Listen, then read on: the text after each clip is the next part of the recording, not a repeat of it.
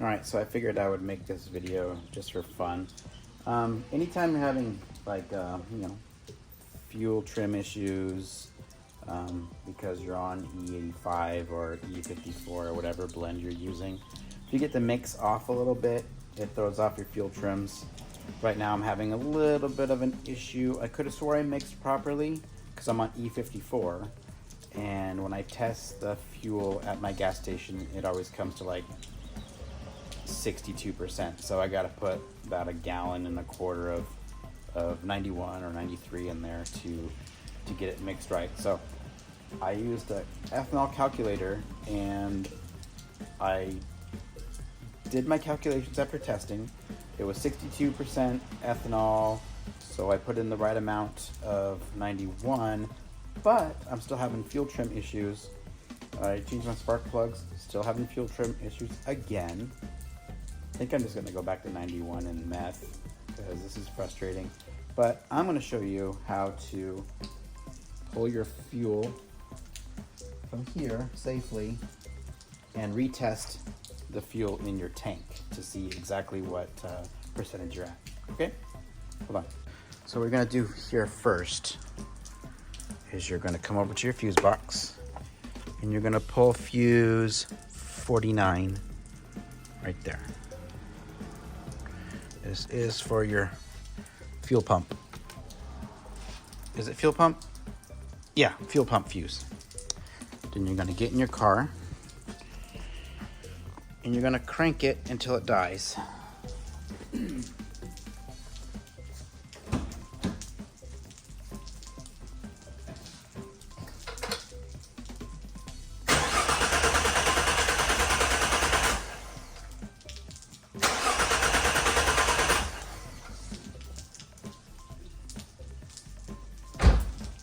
Correction, you're just gonna crank it a couple times. That should get all of the pressure out of this line here. Make sure you're wearing glasses and have a trusty rag. One time I got sprayed. Definitely don't want that. So here's what you're going to want to do. Remove the red safety clip. Press down. Push in on the locking clip and then pull out. But make sure you got a rag wrapped around it just in case.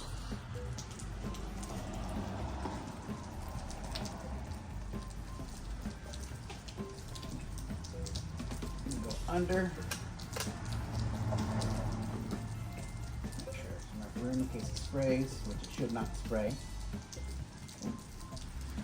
Push in the clip, and pull back. So what I have here is some hose, and it's attached to a barbed fuel fitting. I had to put tape around here to make it airtight because I tried to find the size for the fuel rail. This is actually a little too small for the fuel rail. It doesn't lock in without this tape on here. So what I'm going to do is you press it in and it locks. So now it's locked on completely.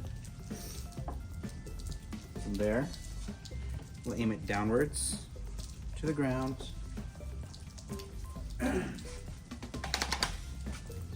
Any kind of canister you have. Let's see here. So you can see here, we're locked into the fuel hose. Coming down to the little catch bottle here. So what we're gonna do now is we're gonna put fuse 49 back in, and we're not gonna start the car, but what we will do is we're going to turn the key on so that it primes the pump and a little bit starts flowing out. And then it starts doing its own thing. All right, here we go. We only need enough to fill to this red line there.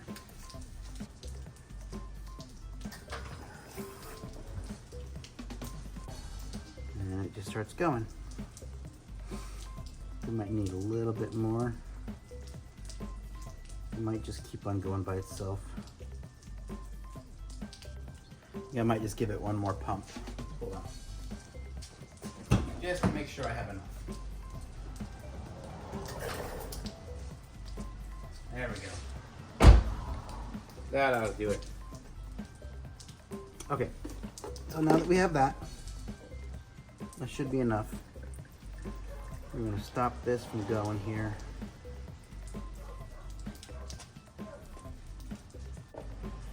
I'm sure you already know how to test this if you're watching this video, but you fill the water up to the water fill line, and you pour in your fuel all the way to this line.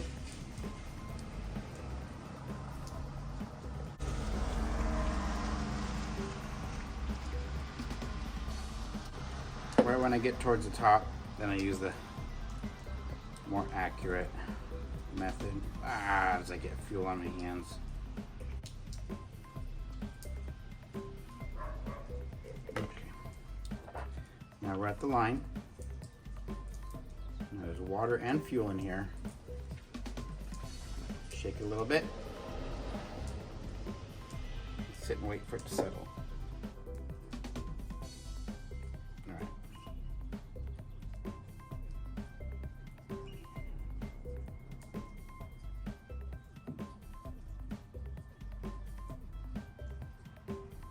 No, I mixed it right. I'm at exactly E55. 1% shouldn't mess up my fuel trims that much. So something's up. I'm gonna have to figure it out. Yeah, the ethanol calculator I use is perfect. You can see there.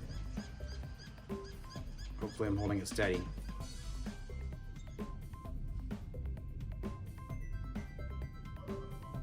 E55. 1% is not going to hurt anything.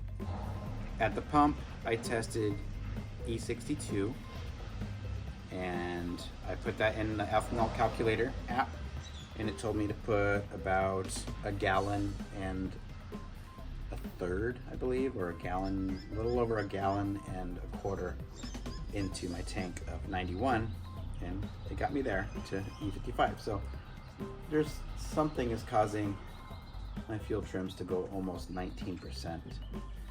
So I'm gonna have to figure that out. But that's how you get fuel out of your tank so that you can test it, your exact percentage. After you're done, just reconnect. Put your red safety clip back on. And you're all done.